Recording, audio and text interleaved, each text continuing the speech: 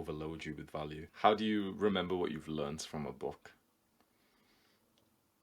I will start by saying books are the best way that I learn. So I've done a lot of learning over the last few years through YouTube videos, very expensive courses, books, programs, audio books, and everything.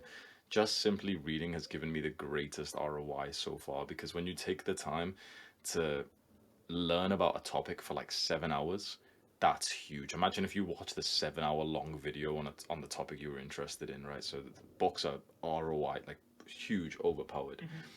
So there's two things that I'll teach you.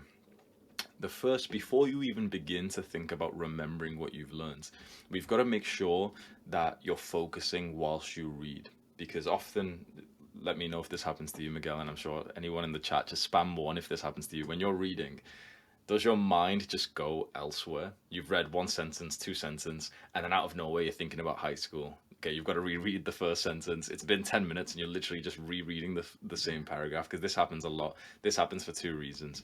One, you're reading something boring. People need to like really change how they read. This was a tip I learned from the YouTuber Ali Abdal, and it changed my life forever.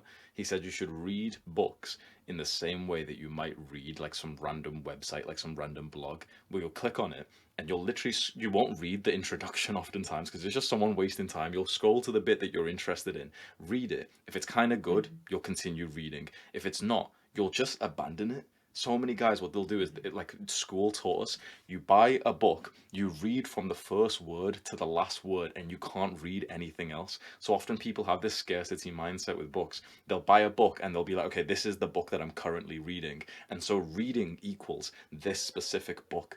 But then they don't feel like reading it a day later. Their mind is curious about a different topic, which is absolutely normal. But they still think, oh man, I don't want to read because it's tied to this one like specific book. Like let's say the book is on sleep. Today I'm really interested in sleep, so I'll read like one page. It's kind of boring, but okay, I'm struggling to read it, but whatever. Okay, one page.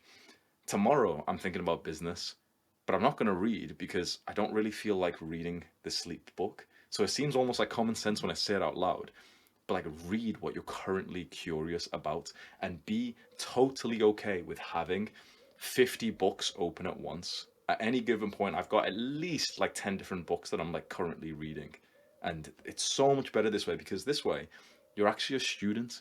You literally feel your genuine curiosity, which way your mind, your soul, your body is pulling you towards. And you get to like actually be a nice curious student and think, man, I want to go get some knowledge in that area.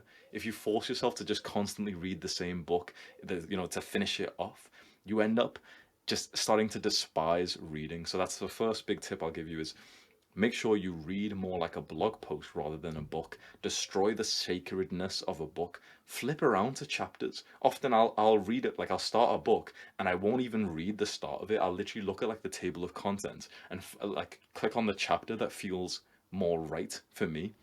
Because when you like, if you, especially if it's with an author you don't care about, when you're reading the first introduction, the forward, it gets boring. And then you read like 3 pages, you're like, oh yeah, yeah, this it's kind of nice, and then you don't want to go back to reading. But sometimes if you jump straight into the chapter that you're really interested in and you get this like immense value and you realize, oh man, this book's actually quite nice, you can start from the beginning and actually like indulge in the book fully. So that's the number one tip, is don't be afraid to skip around to destroy the sacredness of the book. Second quick tip is just like, yeah, just make sure you read the book which is currently on the topic of your interest. So again, it's common sense, but a lot of guys don't even know this. They'll literally just buy a book, which for example I've recommended, and they don't even care about the topic, but they'll literally just buy it because it's like, oh well, top 7 self-improvement books that will help me.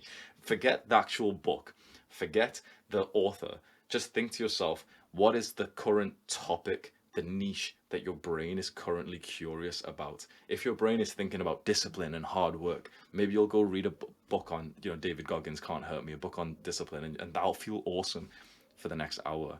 But trying to read that book when you're thinking about wanting, like, to improve your sleep, and here's David Goggins talking about doing like 20-hour workouts and not sleeping for like 4 days, your mind just starts like, hating the process. So that's the first two tips, is just to make sure, okay, you're actually enjoying reading.